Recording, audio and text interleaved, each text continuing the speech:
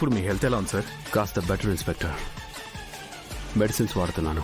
Actually మీకు ఇలా జరగడం బ్యాడ్ లక్ సార్. అప్పుడు నేను చాలా బాధపడ్డాను. Thank you for your concern inspector.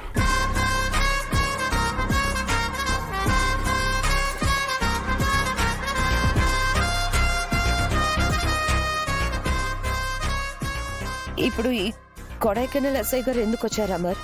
కొడైకెనాల్లో నాకు యాక్సిడెంట్ జరగడానికి ముందు ఏం జరిగిందో చెప్పడానికి.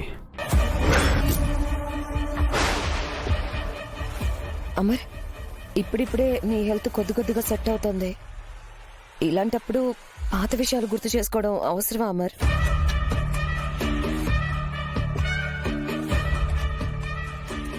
నాకు తెలియాలి మనోహరి. నా ఆరుని చంపిందెవరో, నా ఫ్యామిలీని టార్గెట్ చేస్తుందెవరో నేను తెలుసుకోవాలి.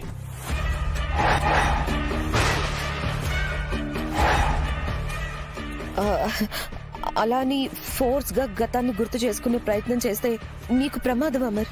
ఏం కాదు, నాకొక్క కొడైకెనాల్ గురించి తప్ప మిగతా విషయాలన్నీ గుర్తొచ్చాయి.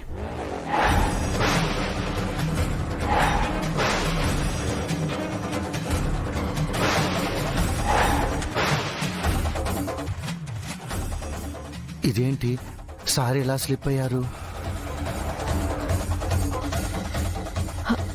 అంతా అంటే మీకేమేం గుర్తొచ్చాయి సార్?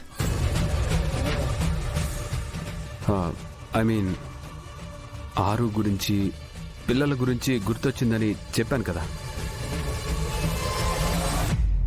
మీకు అంతవరకే గుర్తొచ్చిందా? ఇంకేం గుర్తు రాలేదా సార్? లేదు మిస్సమ్మ, మిగతా విషయాలు గుర్తు చేసుకోవడానికే ఎస్ఐ గారిని రమ్మన్నాను. చెప్పండి ఇన్స్పెక్టర్, కొడైకెనాల్లో ఏం జరిగిందో స్టెప్ బై స్టెప్ మొత్తం చెప్పండి. అసలు ఏం జరిగిందంటే, ఇప్పుడు అదంతా అవసరం అమర్. లేని తలనొప్పి కొని తెచ్చుకోవడం ఎందుకు? సార్కి ఏది అవసరమో ఏది అనవసరమో మీరు డిసైడ్ చేస్తారా మనోహర్ గారు? అది కాదు రాథోడ్, ఆరు చనిపోయిన దానికి అమర్ కొడైకెనాల్ వెళ్లి రావడానికి మధ్య 7 years గ్యాప్ ఉంది.